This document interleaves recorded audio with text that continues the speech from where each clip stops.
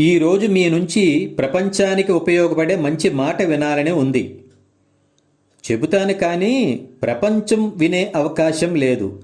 అలాగని వినరని కాదు. అది అవసరమైన వాళ్ళు దానిని ఉపయోగించుకునే అవకాశం ఉంది. వినండి.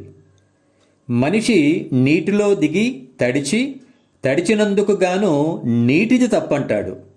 వెళ్లే దారిలో కాళ్లకు రాయి తగిలితే రాయిది తప్పంటాడు. వర్షాలు ఎక్కువగా పడితే దిక్కుమాలిన వర్షాలు అంటాడు. పడకపోతే దేవుడిని నిందిస్తాడు.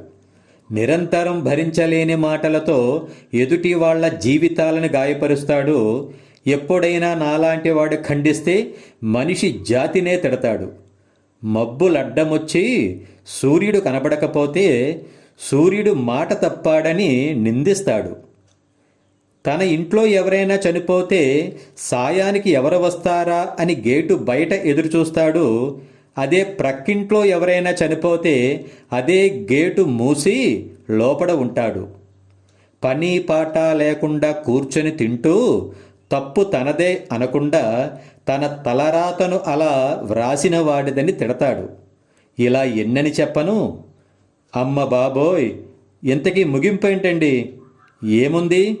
మనిషి తన తప్పును తాను ఒప్పుకోవడానికి ఎప్పుడూ తప్పుకుంటూనే ఉంటాడు. జై హింద్.